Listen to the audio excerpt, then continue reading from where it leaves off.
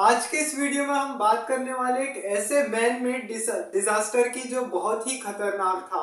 आज से 41 साल पहले 2 और 3 दिसंबर को जो हुआ भोपाल में जो गैस कांड हुआ उसने सभी को झकझोर के रख दिया। इतना बड़ा गैस कांड था ये, इतनी बड़ी भोपाल गैस ट्रेजेडी इतनी बड़ी ट्रेजेडी थी। इस ट्रेजेडी से ये पता चलता है कि अगर विज्ञान को अगर सही से इस्तेमाल नहीं किया गया, सही से सही से अगर विज्ञान का अगर यूज नहीं किया गया कहीं पे भी, तो इसके बहुत गंभीर परिणाम आ सकते हैं। इस ट्रेजेडी ने हमको ये बता दिया था और पता इससे यही चलता है। और ये भोपाल गैस ट्रेजेडी हुई नहीं थी, असल में की गई थी, मैन मेड डिजास्टर था। लोगों ने खुद ही इस तबाही को जन्म दिया था। और जो कंपनी का मालिक था चेयरमैन वॉरेन एंडरसन, ये हत्यारा जो था ना, भाग निकला था वहां से तुरंत में ही।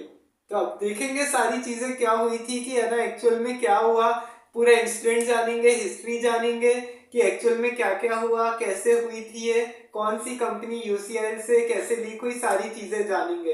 2 दिसंबर को हुआ था और ये पूरा 3 दिसंबर तक चला था। और आज भी इसका इफेक्ट दिखाई देता है हर जगह।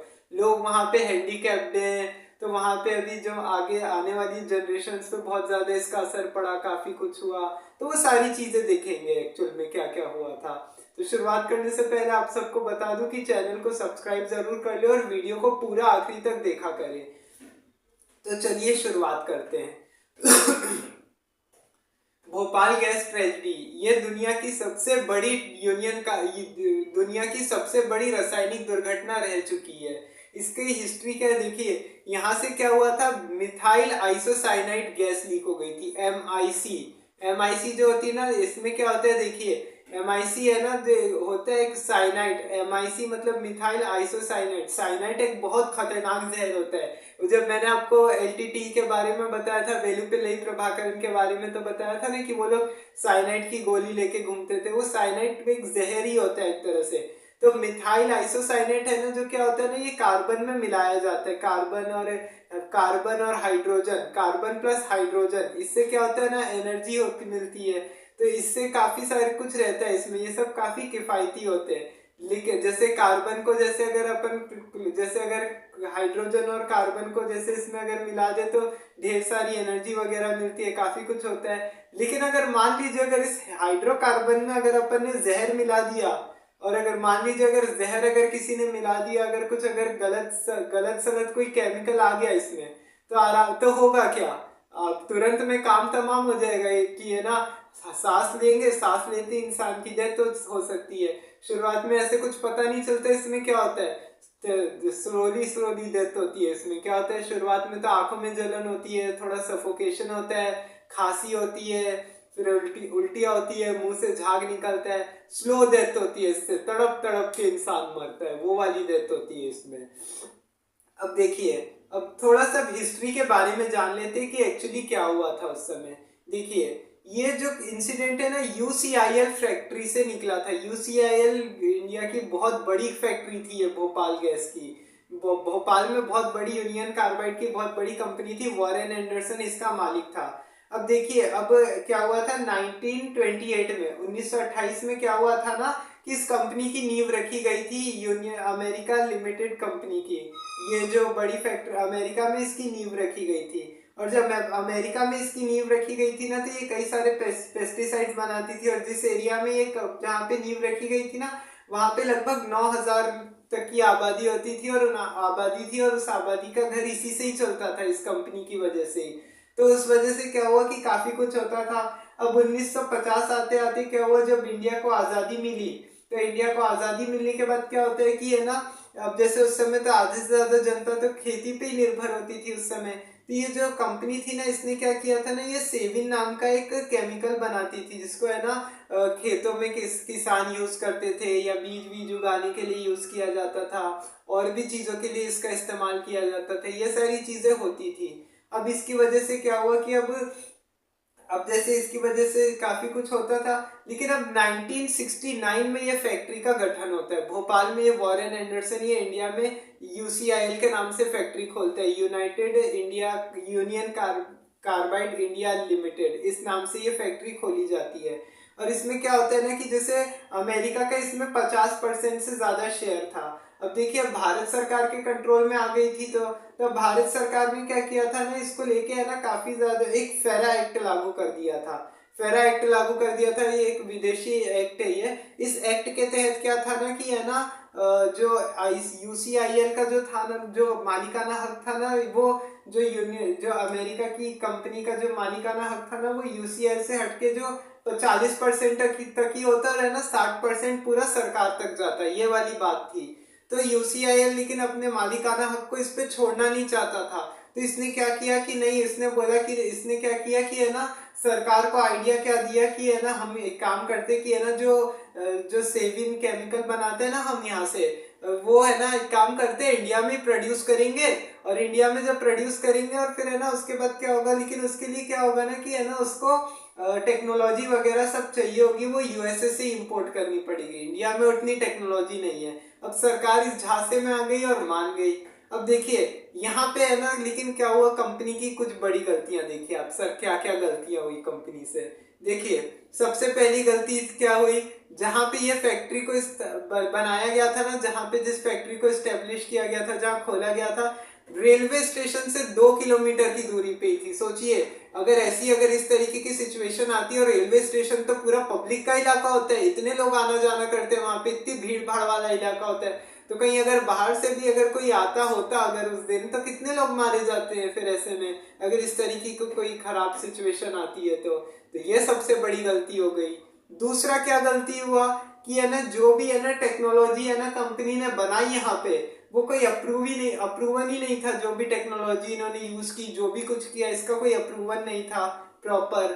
फिर तीसरा एक और क्या बड़ी गलती की इसमें, यहाँ पे कंपनी ने, अब कंपनी ने यहाँ पे एक और गलती ये कर दी कि जो है ना फैक्ट्री को चलाने के लिए देखिए काफी ज्यादा खर्चा आता है, तो है ना इसमें कोई इन्वेस्टमेंट नहीं हो रहा था फैक्ट्री में। सबसे बड़ी बात, प्रोडक्शन चाहिए था, प्रोडक्शन के अलावा कुछ करना नहीं इन लोग को, सबसे बड़ी तीसरी गलती। एक और कई सारी गलतियां हुई है इसमें। अब सबसे बड़ी एक और गलती क्या हुई, सेफ्टी पे उन्होंने ध्यान नहीं दिया कि अगर उनकी कोई मशीन में कोई गड़बड़ है तो सर्विसिंग करानी चाहिए प्रॉपर। अगर गैस सिलेंडर में कोई गड़बड़ है तो वो ध्यान रखना चाहिए कि सिलेंडर कहीं फट न जाए, कुछ हो न जाए इस तरीके का।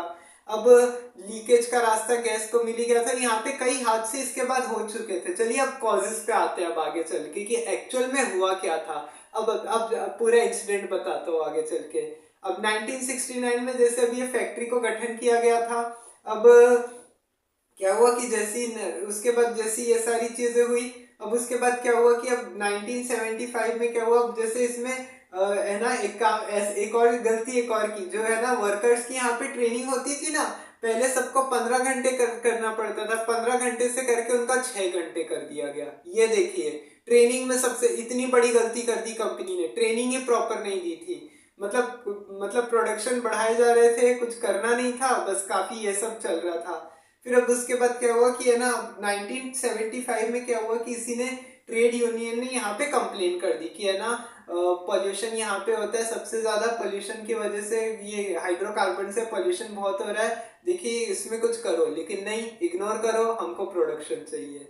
फिर उसके बाद क्या हुआ 1976 में क्या हुआ कि यहाँ पे भी है ना एक और क्या हुआ कि एक और इंसिडेंट, एक और चीज ऐसी हुई कि अब जैसे यहाँ पे सारी चीजें होने की वजह से किसी के वहां पे है ना फैक्ट्री में एक बार गैस लीकेज होते होते बच गई। एक बार गैस लीकेज हो गई, टैंक खराब हो गए, तो उन्होंने बोला कि नहीं, टैंक यहाँ पे अगर खराब है तो एक काम करो, दूसरे टैंक्स में काम चलाओ, ये वाली। फिर उसमें भी 2 बार ऐसे करके कंप्लेन की गई थी। अब यहाँ पे क्या हुआ कि है ना 1981 आते आते क्या हुआ कि है ना कंपनी को थोड़ा घाटा होने लग गया। सबसे बड़ी बात, कंपनी को अब जैसे इधर से घाटा हुआ, तब उसके बाद क्या हुआ कि जहां पे जब कंपनी को जो घाटा होने की वजह से क्या हुआ कि सेविन की सेल्स गिरने लग गई, धीरे धीरे सेविन की सेल्स गिरने लगी। और उसके बाद क्या हुआ कि कंपनी ने क्या किया, वर्कर्स की है ना शिफ्टिंग में इधर उधर गड़बड़ करनी शुरू कर दी। जो डे नाइट में, डे में वर्कर अलग, रात के अलग, मतलब जैसे वर्कर ही जो जितने भी आते थे, स्टाफ मेंबर जो भी आते थे, उन लोग की है ना शिफ्टिंग अलग कर दी। मतलब अलग अलग, जो जिनको ट्रेनिंग प्रॉपर नहीं दी, और है ना फटाफट है ना सारी चीजें करने लग गए फिर वो लोग। अब उसके बाद क्या हुआ कि जैसी ये सारी चीजें हुई, फिर उसके बाद क्या हुआ कि और कंपनी ने उन पे प्रेशर भी ज्यादा डाल दिया कि है ना आप यहाँ पे है ना काम ज्यादा करो, यहाँ पे है ना कोई है ना सैलरी वैलरी मिलेगी नहीं, उस हिसाब से कंपनी को लॉस में जा रही है, आप प्रॉपर काम संभालो, हम पैसा नहीं दे पाएंगे। लेकिन उनके ऊपर काम का सबसे ज्यादा प्रेशर था। लेकिन अब एक और इंसिडेंट यहाँ पे कब हुआ, 1981 में क्या हुआ, एक मोहम्मद अशरफ नाम के एक वर्कर ने ना फॉजिन गैस सूंघ ली गलती से, फॉजिन गैस सूंघ ली। और उसके बाद क्या हुआ कि है ना वो उसके बाद हॉस्पिटलाइज हो गया, हॉस्पिटल में 72 घंटे में उसकी डेथ हो गई, 3 दिन में। तो कंपनी कंप्लेन की गई कि है ना ऐसी ऐसी बात हो गई है, लेकिन नहीं, इग्नोर करो, हमको प्रोडक्शन चाहिए। फिर उसके बाद क्या हुआ कि है ना 1982 में क्या हुआ कि है ना इसी कंपनी की वजह से क्या हुआ, पड़ोसी झुग्गी में गैस लीक हो गई। पड़ोसी झुग्गी में जहाँ पे गैस लीक हुई वहां पे भी है ना, वहां से फिर कुछ लोग भाग गए। फिर उसके बाद क्या हुआ कि है ना जैसे ये सब हुआ, फिर वहां पे कंपनी में कंप्लेन लिखवाई गई कि है ना यहाँ पे गैस लीक हो रही है, कुछ करो। तो नहीं किया गया, नहीं, इग्नोर करो, हमको प्रोडक्शन चाहिए। फिर उसके बाद क्या हुआ 1982 में क्या हुआ कि है ना एक और वर्कर ने है ना क्या हुआ कि है ना एमआईसी की चपेट में आ गया एक वर्कर। तो करते करते है ना वो काम करते करते गलती से उसने गैस मास्क अपना मास्क हटा दिया और गलती से वो एमआईसी की चपेट में आ गया। ये बहुत ही जहरीली डेंस गैस थी ये। और आपको बता दूं कि है ना क्लोरोफॉर्म को आप है ना कलर्ड वाटर में भी नहीं रख सकते। मतलब इसमें सबसे बड़ी बात है कि आप केमिकल बॉम्ब भी यूज नहीं कर सकते इंटरनेशनल फेटर्निटी में। तो ये सबसे बड़ा रूल है यहाँ पे। तो ये और जिसने है ना जिसने जो एमआईसी की चपेट में आ गया ना 30% तक उसकी बॉडी जल गई और उसके बाद डेथ हो गई। कंपनी ने बोला अरे जल गई तो जल गई, क्या हो गया। यहाँ पे तो देखिए सबसे बड़ी एक आदत भी है कि जब तक कोई बहुत बड़ा हादसा नहीं हो जाता, जब तक कुछ होगा नहीं, तब से उससे पहले तो है ना कुछ होगा जाएगा नहीं। फिर है ना उसके बाद है ना जैसे ही फिर बाद में जब कुछ बड़ा हादसा हो जाएगा, जब कोई कुछ कर नहीं सकता, तो बाद में फिर सब सरकार को बोलेंगे कि है ना सरकार ने ये गलती कर दी, वो गलती कर दी। सरकारों को दोष देंगे या किसी को और को ब्लेम दे देंगे, खुद से किसी से होगा नहीं। फिर अब ऐसे करके वो उसकी वजह से डेथ हो गई उस बंदे की। अब उसके बाद क्या हुआ कि अब देखिए यहाँ पे क्या होता था ना, ये जो जितनी भी गैसें होती थी ना इन सबको टैंकों में भरा जाता था। जो भी कुछ होता था ना सबको टैंकों में भरा जाता था। मिथाइल आइसोसाइनेट जो है ना पूरा 68,000 लीटर तक के टैंकर होते थे, उनमें पूरा भर के रखा जाता था। इतना है ना भर भी नहीं सकते थे। सबसे बड़ी बात है जो इतने टैंकर है ना उनको पूरा प्रॉपर खाली रखना पड़ता था थोड़ा।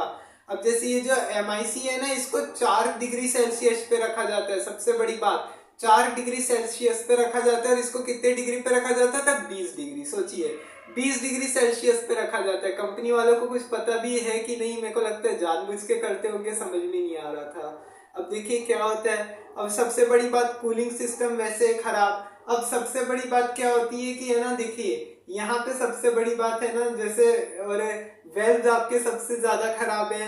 वेल्व्स अगर जो जितने भी है बर्नर वहां पे जिनको लीकेज का रास्ता, जहां से लीकेज होने की सिचुएशन आती है तो उनको रोका जा सकता है, वो सारे ना डिवाइसेस ही कंपनी ने बंद कर दिए पैसा बचाने के चक्कर में। सोचिए कंपनी को पैसा बचाना मंजूर रहा, लेकिन अगर इतने लोगों की जाने गई वो किसी को भी नहीं दिखा।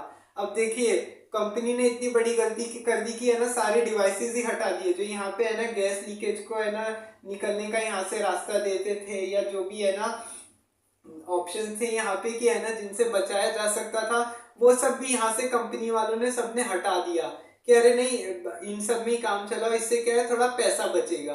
और इसकी वजह से क्या हुआ, गैस लीकेज को भी रास्ता मिल गया। अब 1984 आते आते क्या, लेकिन 1982 में क्या हुआ था कि है ना एक बीबीसी के एक रिपोर्टर थे राजकुमार केशवानी, उन्होंने भी है ना जब ये पड़ोसी झुग्गी में जब गैस लीक हुई थी तो उसके बाद है ना ये इसको है ना इस पे जाके प्रॉपर रिपोर्टिंग की थी और इन्होंने बताया था कि है ना ये एमआईसी जो है ना गैस है ना ऐसे लीकेज हो रही है यहाँ पे। और इसके बाद अगर क्या होगा कि अगर यहाँ पे अगर इस तरीके से अगर इसका लीकेज हुआ तो फिर उसके बाद क्या होगा कि यहाँ पे फिर है ना घटना को कोई भी बताने वाला नागरिक नहीं बचेगा, क्योंकि ये बहुत खतरनाक गैस है और सांस लेने से इससे लोग मर जाते हैं। सबसे बड़ी बात है सांस लेने से, मतलब जैसी सांस लिया वो इनहेल किया तुरंत में डेथ हो जाती है। आराम से पता भी नहीं चलता है, घर में बैठे हो आप आराम से इंडिया पाकिस्तान का मैच देख रहे हो, काम तमाम। वो एमआईसी आएगी चपेट में लेगी, पता नहीं चलेगा, उसी समय डेथ हो जाएगी वो गैस की वजह से। वही वाली सिचुएशन है। तब उसके बाद क्या हुआ कि उन्होंने बोला, और यहाँ तक प्रॉपर उसमें रिपोर्टिंग करने के बाद उन्होंने वहाँ के जो वहाँ के सीएम थे उनको बोला, सीएम की सेंट्रल गवर्नमेंट और सुप्रीम कोर्ट तक का ना दरवाजा खटखटाया और बोला कि देखिए ये कंपनी में ऐसी ऐसी दिक्कतें आ रही है, अगर इस पे एक्शन नहीं लिया गया तो बुरे बुरे परिणाम आ जाएंगे। लेकिन राजकुमार केशवानी ने की उनकी बात पे न सुप्रीम कोर्ट ने सुना, न सीएम ने सुना, न किसी ने भी नहीं सुना। सरकार ने अपने वोट्स पक्के कर दिए लेकिन उनकी बातों पे किसी ने ध्यान नहीं दिया। और उसके बाद क्या हुआ कि और आप जानते ही हैं, अब उसके बाद क्या हुआ, इनको 3 टैंकों में भरा जाता था, इन गैसों को 3 टैंक्स में भरा जाता था। और वहां पे क्या होता था, एक E610, E6101 और फिर E61010, ये 3 टैंकों में भरा जाता था। अब 1984 जून 1984 आते आते क्या हुआ था कि और भी है ना चेतावनी दी गई थी और वार्निंग दी गई थी कि है ना यहाँ पे जितने भी चीजें अब इनको बंद किया करो, यहाँ पे है ना मतलब वो जितने भी टैंक्स है ना प्रॉपर काम नहीं कर रहे, यहाँ का जो जितने बर्नर जो बंद करके रखा है वो सब चालू करो, ताकि अगर कुछ भी लीकेज हो पहले से पता चल जाए पब्लिक को, मतलब और ऐसे और लीकेज का रास्ता मिल सके और कुछ ऐसे बाहर नुकसान नहीं हो। लेकिन उसके बाद भी नहीं माना गया। अक्टूबर आते आते तक क्या हुआ कि ये टैंक्स ने काम करना बंद कर दिया, E61011 ने है ना काम करना बंद कर दिया। तब कंप्लेन की गई उस टाइम पे, तो उन्होंने बोला कि नहीं कोई बात नहीं, बाकी टैंक से उसमें काम चलाओ, पैसा बचेगा, क्योंकि इससे देखिए कंपनी को घाटा हो रहा था। तो कंपनी ने इतना अपने घाटे को अपना सौदा करने के चक्कर में इतने लाखों लोगों की जान ले ली, इतना नुकसान कर दिया कि है ना आज भी जनता भुगत रही है। सोचिए अगर कंपनी अगर इतना पैसा अगर वो सारी सेफ्टी मेजर्स अगर लगवा के रखती वहां पे, तो आज इतना बड़ा हादसा नहीं होता। लेकिन देखिए वही बात है कि ना लोग बचाने के चक्कर में कोई भी कुछ भी कर लेते और बाद में उसके परिणाम भुगतने पड़ते दूसरे लोगों को। फिर वही बात है। फिर उसके बाद क्या हुआ कि जैसे काम करना बंद कर दिया, अब उसके बाद क्या हुआ कि धीरे धीरे करते करते और टैंक्स ने ना काम करना बंद कर दिया उसके बाद भी। अब 2 दिसंबर को आखिरकार फाइनली वो रात आई गई। 1 दिसंबर की रात तक है ना चीजें बिल्कुल नॉर्मल थी। अब वहां पे पानी घुस गया। देखिए अब ये वाटर टैंक्स की सफाई हो रही थी, यहाँ पे क्लीनिंग हो रहा था, यहाँ पे क्लीनिंग की वजह से क्या हुआ करते करते बीच में पानी घुस गया। अब देखिए लीकेज आपके वेल्व जितने भी है सब खराब है, बर्नर यहाँ पे सब ठीक नहीं है। तो वो क्या हुआ कि है ना इससे लीकेज का रास्ता ही मिल गया कंपनी को, कि अब जहां से कंपनी है ना निकले जो मतलब वो जो गैस को लीकेज का रास्ता मिल गया यहाँ से। अब जो लीकेज का रास्ता मिल गया फिर वहां से वो गैस लीक होगी।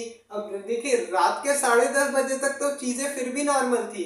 तो वहां पे है ना वहां पे एक स्टाफ मेंबर को कंप्लेन किया गया कि यहाँ पे देखिए ऐसी ऐसी बात हो गई है, यहाँ पे आप देखिए कुछ हो गया है तो है ना देखिए यहाँ पे। लेकिन वो स्टाफ मेंबर ने बोला कि ठीक है देखते हैं, अभी कुछ है ना ध्यान दिया नहीं। फिर 11:30 बजे क्या होता है, लगभग टी ब्रेक होता है इन लोग का, टी ब्रेक होता है। फिर उसके बाद ये डिस्कस की जाती है कि है ना वेल्व में कुछ तो गड़बड़ है। और धीरे धीरे करके शुरुआत में उनकी आंखें जलती है और है ना काफी कुछ होता है उन लोग के साथ। अब वो उनको समझ में नहीं आता, वो बोलते हैं कि नहीं चीजें अभी भी नॉर्मल ही है। फिर उसके बाद क्या होता है कि वहां पे बाहर 2 तरफ की है ना सायरन बजा दिए जाते हैं, कि सायरन लगवा दिए जाते हैं कि अगर इस तरीके की चीजें होती है तो है ना वहां पे है ना लोगों को पता चल जाए कि है ना बाहर एक तो इधर बाहर वाला सायरन था और एक अंदर वाला सायरन था, वो पानी घुस ही गया था अंदर। अब ऐसा कोई बोलता है कि है ना जबरदस्ती भी किसी ने पानी डाल दिया होगा। अब देखिए क्या सच है क्या नहीं, अब तो पता नहीं। वाटर सेरेबल थे जितने भी जो वेल्व थे ना वहां पे सब वाटर सेरेबल थे, आराम से अंदर पानी घुस सकता था। अगर यहाँ पे अगर पानी नहीं घुसता तो ये भोपाल गैस ट्रेजेडी नहीं होती। तब इसके बाद क्या हुआ कि ठीक है अब धीरे धीरे करके सारे वर्कर्स ने क्या किया ना फैक्ट्री खाली करनी शुरू कर दी अब धीरे धीरे करके। लेकिन वही बात है, अब भाग के जाएंगे तो किधर जाएंगे, अब लोगों के अब वो गैस तो अब धीरे धीरे लीक हो रही है, क्योंकि अब उनको पता ही चल गया था ना कि अब गैस लीक होगी। और सारे बर्नर बंद थे, सब लीकेज का जितना भी था सारे डिवाइसेस बंद थे। और जब बाद में उन्होंने चेक किया तब तक देर हो चुकी थी, और जब तक देर हुई तब तक फिर पता ही है क्या हुआ। और फिर है ना जो भी E610 टैंक था ना, इससे उसी समय क्या हुआ गैस लीकेज हो ही रही थी अब धीरे धीरे। अब लोगों को समझ में नहीं आ रहा था, तो यहाँ पे लीकेज का पता ही था कि अब लीकेज का रास्ता होना नहीं है, अब कोई है ना लीकेज होगी। तो फिर इस वजह से क्या हुआ कि है ना 2 सायरन लगे हुए थे, एक अंदर का सायरन था और एक बाहर वाला सायरन था। बाहर वाला सायरन तो बंद करवा दिया। 40 टन जहरीली गैस लीक हुई थी इसमें से। सोचिए आप, इतना खतरनाक था ये। 40 टन कितना होता होगा, आप खुद अंदाजा लगा के देखिए। तब उसके बाद क्या हुआ कि बाहर वाला सायरन बाद में बंद करवा दिया कंपनी ने। बहुत ज्यादा पैनिक हो सकता है, पैनिक सिचुएशन आ जाएगी, इससे अच्छा बाहर वाला सायरन ही बंद करवा दो। अब जैसे यहाँ पे क्या हुआ कि है ना, सायरन जैसी इधर सायरन बजा, धीरे धीरे करके वो गैस लीकेज हो गई। गैस लीकेज हो गई और उसके बाद क्या हुआ कि है ना, धीरे धीरे लोग अपने घरों में सो रहे थे। अब लोगों को, सारे लोगों को वो अपनी चपेट में लेती है। लोग वहीं पे, आधे से ज्यादा लोग नींद में मारे जाते हैं। अब किसी को समझ में नहीं आता है। बहुत सारे लोग अपनी जान बचाने के लिए भाग रहे थे भोपाल से इधर उधर। बहुत है ना, तो तुरंत में है ना, बहुत ही है ना, तुरंत में ऐसी सिचुएशन आ गई कि है ना, लोग भाग रहे थे। और काफी लोग तो भागते समय भी मारे गए, क्योंकि बहुत सारे लोग जो भाग रहे थे ना, वो सांस लेने की वजह से, वो ज्यादा सांस लेने की वजह से वहीं पे उनकी डेथ हो गई। फिर इसके बाद क्या हुआ कि है ना, जैसी इतनी गैस लीक हुई लोगों की, शुरुआत में तो देखिए यही होता है, बताया था ना मैंने कि है ना, कंटिन्यूसली है ना वॉमिटिंग होती है, फिर झाग निकलना मुंह से, आंखें जलना, सफोकेशन, ये सारी चीजें होती है। तो शुरुआत में कुछ लोगों को ये सारी चीजें होती है, तो वहीं पे बगल में हॉस्पिटल होता है, हमीदिया हॉस्पिटल, तुरंत में बोला जाता है, वहां पे एडमिट करवाया जाता है। पहले डॉक्टर्स को भी यही लगता है कि है ना, अमोनिया या फॉजिन गैस सूंघ ली होगी किसी ने। लेकिन जब वहां पे डॉक्टर्स को पता चला कि ये मिथाइल आइसोसाइनाइड गैस लीक हो गई है, सारे डॉक्टर सत्ते में आ गए कि भाई ये क्या होता है। क्योंकि डॉक्टर्स ने भी पहले नाम नहीं सुना हुआ था, तो वो भी ऐसे थे कि अब इसको ठीक करे तो करे कैसे। और डॉक्टर्स भी खांस रहे थे, उन लोग को भी काफी ज्यादा हो गया, कुछ लोग नींद में मार दिए गए। और फिर उसके बाद बहुत सारे लोग इधर से उधर भाग रहे थे जान बचाने के लिए। कितना कुछ हुआ उस वजह से, इधर से उधर लोग भागे जा रहे थे। और उस वजह से 25,000 से ज्यादा लोग मारे गए। देखिए कितने लोग मारे गए और किसका तो आइडिया नहीं है। लेकिन ये 2 दिसंबर को करते करते, और ये E610 टैंक था ना, इससे सारी की सारी गैस निकल के गई, सारी की सारी। और इन्हें पूरा कंडन क्लाउड से टाइप का इन्होंने बना लिया, वो एक बादल बना लिया, वो दूसरे ये सब में एक दूसरे में मिलके। और जब सुबह हुई 2 दिसंबर को, पूरे भोपाल में हर जगह डेड बॉडीज ही, मतलब कोई भी नहीं बचा, चाहे वो छोटे बच्चे हो, महिलाएं हो, पुरुष हो, बुजुर्ग हो, किसी को भी नहीं छोड़ा इस गैस ने। सबको अपनी चपेट में ले लिया। और क्या हुआ कि, और ये पूरा पूरा 3 दिसंबर तक ये चला था। अभी यहाँ से क्या हुआ कि 3 दिसंबर तक ये पूरा इंसिडेंट चला था, इतनी गैस लीक हो गई थी, पूरा भोपाल मारा गया था इसकी वजह से। अब देखिए इसके बाद क्या हुआ, उसके बाद आज भी इसका पूरा इफेक्ट दिखाई देता है। अब जैसे ये सब कुछ हुआ, फिर इसके बाद फैक्ट्री तो बंद हो गई, लेकिन वो जो बचा हुआ इसमें केमिकल था ना, वो सारा रिस्टोर करना भी तो बाकी जरूरी था ना उसको। तब करे कैसे इसको। तब 4 दिन बाद क्या हुआ कि है ना, कंपनी ने बोला कि जितना जो बचा है उसको तो निकाल के है ना सारा रिस्टोर करना ही पड़ेगा। तो लोगों को लगा कि है ना, अब लोग है ना इसके खिलाफ रहेंगे, प्रोटेस्ट तो करने लग गए लोग इसको लेके कि है ना, अभी इतने लोगों की जान गई और कंपनी वापस से फैक्ट्री चला रही है। तो लोगों ने इसके खिलाफ प्रोटेस्ट किया फिर। लेकिन उसके बाद क्या हुआ कि है ना, कंपनी की तरफ से विश्वास दिलाया गया कि नहीं, अभी कुछ नहीं होगा। उन्होंने प्रॉपर ध्यान से किया। उसके बाद है ना, सारे बेल वेल सब ठीक करा के एक बार का। लेकिन वही बातें जब तक उन्होंने किया तब तक बहुत देर हो चुकी थी। और है ना, क्योंकि वही बातें कि करने से कुछ नहीं होता। अब देखिए उसके बाद क्या हुआ कि है ना, वो कंपनी पे भी काफी बड़ा केस हो गया। वॉरेन एंडरसन जो यहाँ का जो मालिक था ना, वो उसी समय भाग गया था तुरंत में। अब वहां पे है ना क्या हुआ कि जैसे अब वॉरेन मार्टिन एंडरसन जो था, वो है ना यहाँ से भाग गया। अब इसको बुलाया गया 3-4 दिन बाद, और है ना तुरंत। और उस समय भी है ना, और उस समय देश में कांग्रेस की सरकार थी और प्रधानमंत्री थे राजीव गांधी, और मध्य प्रदेश के जो मुख्यमंत्री थे वो थे अर्जुन सिंह। तो उन्होंने बुलाया, इसको हाउस अरेस्ट कर लिया गया। लेकिन सोचिए तुरंत में है ना इसको बेल मिल गई। अब देखिए अमेरिका का भी प्रेशर था। अब बहुत सारे लोग ऐसा बोलते कि ना, राजीव गांधी ने इसको अमेरिका भागने में इसकी हेल्प की थी। अब देखिए सच भी है झूठ भी है। देखिए यहाँ आपको एक और बात बता दूं कि है ना, भारत सरकार भी कुछ कर नहीं सकती थी, क्योंकि अमेरिका से उस समय अपने रिलेशंस भी अच्छे नहीं थे।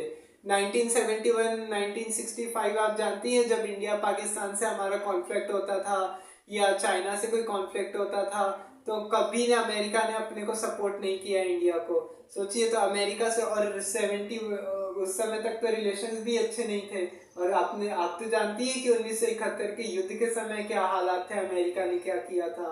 तो उसके बाद क्या हुआ कि इस वजह से अब बोला जाता है कि है ना मैन स्लॉटर इसको घोषित किया गया था। मैन स्लॉटर मतलब क्या कि है ना आपने इतने लोगों को मारा है, तो उसके लिए है ना इसके तहत क्या हुआ कि इसके तहत लोगों को सजाएं दी जानी चाहिए थी। और आज भी है ना भोपाल में इसका है ना जनता पे इफेक्ट हो रहा है। 5 लाख से ज्यादा लोगों का है ना मतलब इस गैस का शिकार हुए। कैसे? बहुत सारे लोग है ना पैरालाइज्ड हो गए, बहुत लोगों की तबीयत खराब हो गई। आने वाली जो जनरेशन थी भोपाल में 1985-86 में, वो है ना बच्चे वो वैसे पैदा हुए, हैंडीकैप्ड हुए वहाँ के लोग।